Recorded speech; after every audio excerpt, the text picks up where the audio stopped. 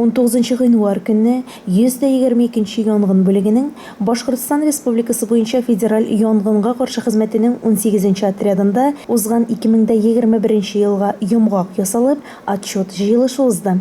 Район хакимиятенең гражданнар оборонасы һәм гадәттән тыш хәлләр буенча баш белгече Айдар Газизов отряд эшчәнлегенә, коллективның хезмәтенә уңай бәя биреп, каравыл җитәкчесе Денис Мәгъдәнов һәм водитель Илфат Арслановка район хакимиятенең почет грамотасын һәм рәхмәтен тапшырды. Арытаба бүлек начальнигы Захид Шәйхетдинов та коллектив алдында отчет тотты. 2001 елда районда 60 янгын чыкты. Былтыр 73, 2 кеше халак болды. 2000 янгыннан саны 12 очракка әзерәк, бу 6%. Үлүчеләр саны шул урында травма алучылар булмады. 2020-дә 2 кеше травма алган иде. Бүтән янгыннарда җитәкче документлар нигезендә шәндә сүндерелде. Замечание булмады. 6 дорожно-транспортное происшествие последствиями ликвидировать ряшактах. Захид Рифкатулы сүзләренә караганда, ел дәвамында бүлектә шактый үзгәрешләр булган. Бик мөһим эш җылыту системасының электр казаннары алыштырылган.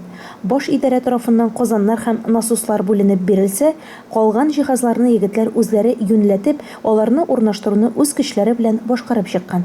Шул ук вакытта күп хезмәткәрләр квалификация күтәрү курслары, аттестация узган. Җитәкче үз докладында район мәгариф бүлеге авыл советы авыл биләмәләре белән тыгыз эшчәнлекне ассызыклап узды. Узган елның май аенда Шәммәт авылында чыккан янгынга тукталып, Захид Шәйхетдинов хезмәткәр Илшат Насиповны мактап телгә алды. Шулай ук әйтәсе килә, 9 майда Шәммәт авылында центральный 26 урамында янгын чыккан иде. Беренче булып күрше урамда яшәгән работник Насипов Илшат килеп җитте.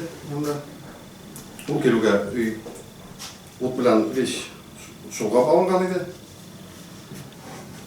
Үзе лично янган өйдән 2 кешене тартып чыгарды.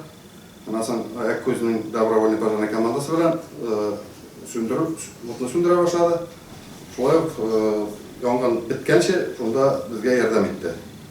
Теге кеше күрше өй саклап калдылар уттан. Җыелышта шулай ук каравыл җитәкчеләре Денис Мәгъдәнов, Ленар Мәганәвиев, Айдар Исламов, Раил Хафизов та чыгыш ясады. Әйтергә кирәк, бүгенге көндә 122 янгын бүлегендә 29 хезмәткәр исәпләнә. Аларның 25-е коткаручылар. Личный составның һәр кайсысы заманча техника, җиһазлар белән коралландырылган һәм алар теләсә нинди очракта да кешеләргә ярдәм итәргә әзер торалар.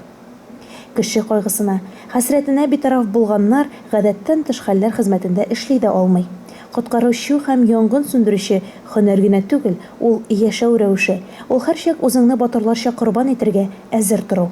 Әлеге эшнең нәтиҗәсендә гомерләре саклап калынган дистәләгән кеше язмышы ята. Рәхмәт сезгә, егетләр һәм кызлар. Луиза Шарафетдинова, Илеш телерадиокомпаниясе.